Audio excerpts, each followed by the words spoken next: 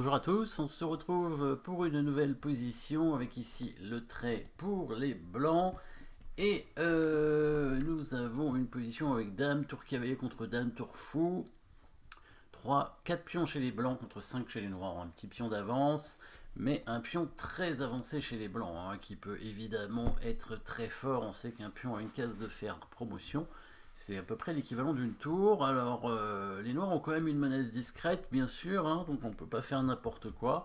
La dame B2, c'est une menace de mat, le roi blanc est un peu en danger.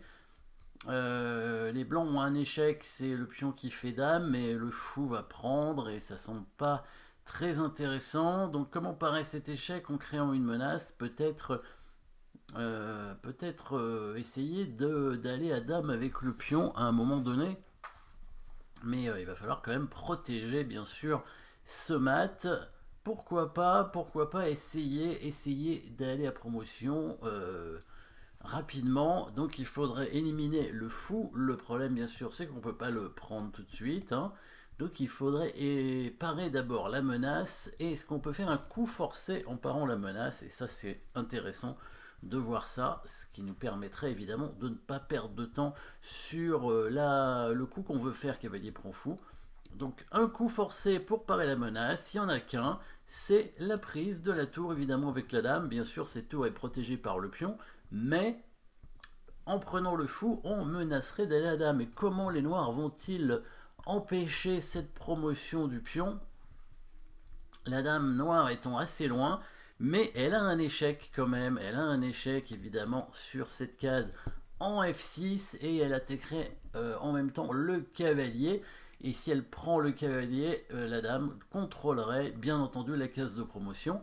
Mais vous avez vu bien sûr que le cavalier peut tout simplement revenir où il était, là où il est en ce moment, protégé par le pion. Et est-ce que la dame noire peut arrêter le pion? Eh bien, on dirait bien que non, puisque le cavalier va protéger toutes les cases de la dame qui vont contrôler cette case, hein. C'est la case en C8 bien sûr, hein, la case de promotion du pion. Et donc le pion va à dame au coup suivant et les blancs auront gagné du coup une tour et un cavalier, hein, puisqu'ils ont pris une tour. Ensuite ils ont pris un fou et conservent leur cavalier, leur tour, et ils vont faire dame sans que les noirs ne puissent faire grand chose. On remarquera évidemment que le pion fait dame en faisant échec, donc même si les noirs attaquent la tour blanche, ça ne sert à rien.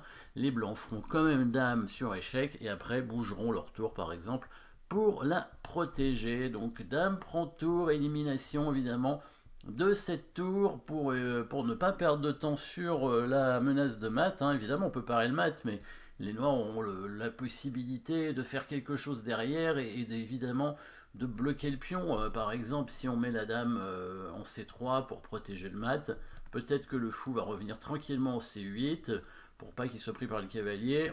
Ensuite ce pion peut même être facilement attaqué par les pièces noires, hein, sachant que la dame blanche doit toujours garder la défense pour l'instant sur la menace de mat. Donc dame prend tour, pion prend dame, cavalier prend fou, menace dame sur échec, très important.